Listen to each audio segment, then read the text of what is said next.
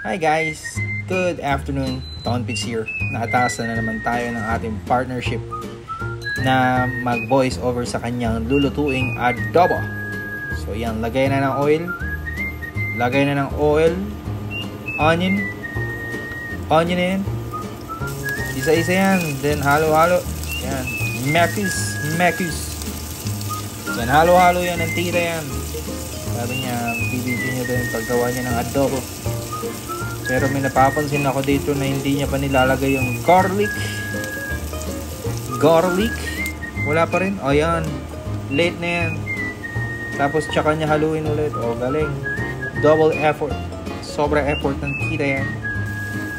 So yan, halo-halo hanggang maging brownish. Yan, maging brown dapat yan. Para gisang-gisa ang ating onion and garlic. And then lagay na ng chicken breast. Isa-isa lang. Ang galing. Bugs. Magic. Sobra magic yan. Tsaka mo halu-haluin. Okay? Okay na yan. Sige na. Hindi ko maintindihan pero bakit nilagay niya pa ng oil ulit. Yan. Kaya puro oily. Oily face. Oily head. Puro oil na yan. Pero feeling ko masarap yun. Yan. Halo-halo. Mekus.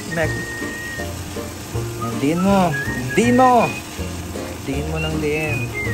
Nilagyan niya ng patis. 4 na piraso. 4 na beses. Hindi ko alam pero bakit yung nilagyan niya. Kakalood sa TikTok, YouTube. Pero di ko ma-imagine na nilalagyan ng patis ang adobo. Lagyan niya na yan ng leaves. Yung leaves yan. Anong tawag sa leaves na yan? Ha? Bay leaves. Ayan.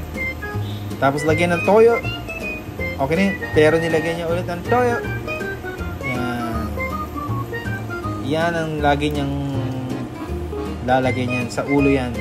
Hindi lang adobo ang may toyo, pati si tita. And then pakuluan. After malagyan ng toyo at tubig, pakuluan yan. Lagyan mo ng konti. Bakit ang konti lang ng vinegar? Konti lang ng vinegar mo, tita. Ayan, hinaan mo lang. Lagyan niya na yung egg. Lagyan niya na yung egg na yan. Hindi ko alam kung bakit hindi niya sinama yan kanina. Pero ayan. It's better late than never. Okay. O diba? Luto-luto. Halo-halo. Mekus na yan. Mekus na yan. O diba? Hindi niya hinahalo. Yung ibabaw lang.